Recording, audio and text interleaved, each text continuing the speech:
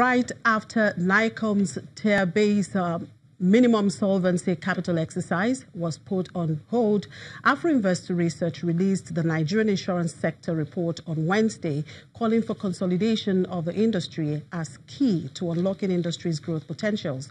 The report goes in depth in analyzing the structure of the industry, inherent potentials, and the possible drivers and drags to performance and market valuation perspectives. Now, joining me now is the insurance analyst at Afro-Invest Securities Limited, Omoife Eromosele. Good morning, Omoife. Good morning. Thanks for having me. It's interesting to, talk about insurance sector, even when the issue all over is about the political discussions. How would you describe the state of Nigerian insurance sector? Okay, so it will be good, to look at the performance of the industry over a period of time.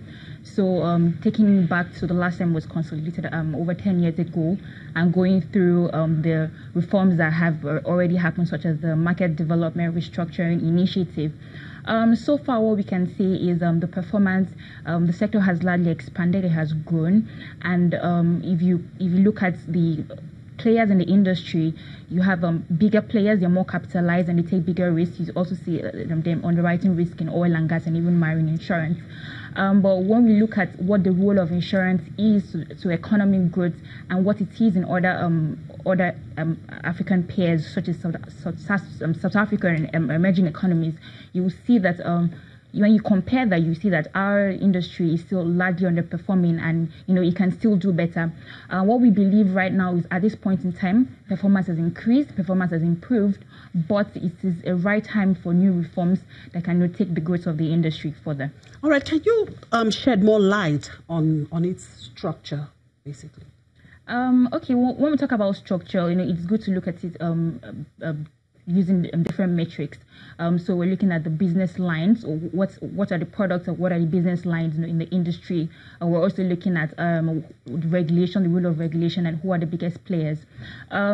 Just to give you a brief overview of what the structure is like. So for business lines, it's the same as you have all over the world. Non-life, you have life insurance, you have reinsurance.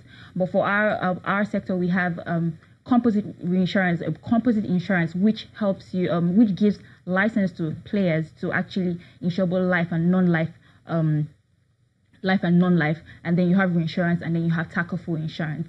If you look at the structure, what it shows you is non-life contributes the significant amount to total industry numbers, roughly about 48.7%, which is huge compared to all the other segments of the sector. And then going deeper, you see that motor insurance contributes about 45.5% to that number, showing that motor insurance is the major contributor to non-life. And then if you go a little bit deeper, then you realize that why is motor insurance, the major contributor to non-life? You see that regulation is the regulation of third-party insurance, buoys that part of the industry, and that's why it's like the pillar of that particular segment, which is non-life. Looking at all other segments, you see oil and gas, marine, aviation. You see that regulation plays a key role in which of the segments contributes, to total industry numbers. And if you are looking at life insurance, life insurance, you see that the group life, mandatory group life, that ensures that if you are a company and you have more than 5 employees, you should mandatorily insure the lives of your employees. So you realize that regulation plays a key role, in the sector. And from all you have said and what we have heard about the immense potential of the sector. Now, the title of your report focuses on unlocking growth potentials. Yeah. Now, we have seen the performance of this sector very low relative to the banking sector. What's your take on this? I think it's a very good comparison to compare the insurance sector and the banking industry, because they're both segments under the broader financial services industry. And really, you would ask yourself, why is we've been hearing this over, a long time, as you've said, and why do we constantly have the saying, oh, there's still potentials to be unlocked? And really, when we dug deep and checked for what is really the main difference between these two industries, we realize that capacity is a major issue. It's a good comparison, especially as both are in the financial services sector. And then if you look at the role of the insurance sector, in financial intermediation and to economic growth, you see that it's also a very, very key and important sector as a whole. So if you ask yourself, what has been the reason? Why has the banking sector, become resilient? Why has it performed, compared to the insurance sector? What I said earlier was capacity is a problem. So for the banking industry, if I take you back to 2005 when it was, consolidated, when they increased the capital base from 2 billion to 25 billion, what you immediately had was the banks that resulted from that exercise were not able to take on larger projects. But you now have banks financing projects in power, in oil and gas, and taking big ticket foreign transactions and all of that. But if we look at insurance, it's still different.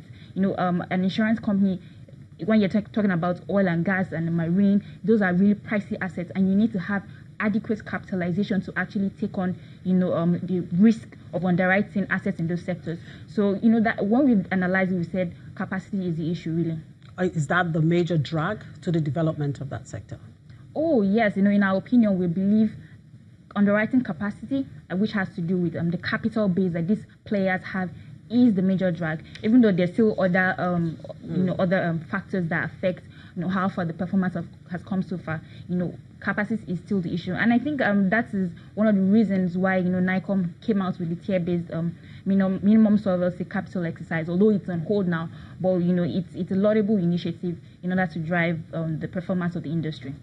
Now, from the valuation perspective, how does the Nigerian insurance industry compare to its peers in Africa and, of course, other emerging markets?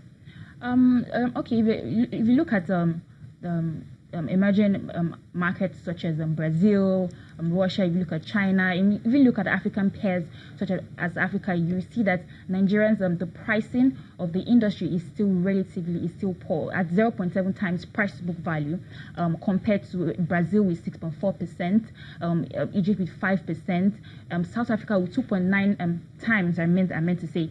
So you can see that the disparity is still large and sentiment is still weak. And if you ask yourself why are sentiments still weak in the industry, it's because what investors are saying is they're looking at the fundamentals of the players in the industry and how much value can be created based on the capacity that they have to take on risk and take on big projects. So with that, you see that most of the stocks on the exchange, the insurance stocks on the exchange, still suffer from poor pricing, weak sentiment. If you're looking at how much of the volume of trades of the stock of the insurance stocks on the exchange compared to the banking stocks, for example, you have in 2018 you have a 5 billion volume versus a 34 billion volume, and that's about more than 5 times really.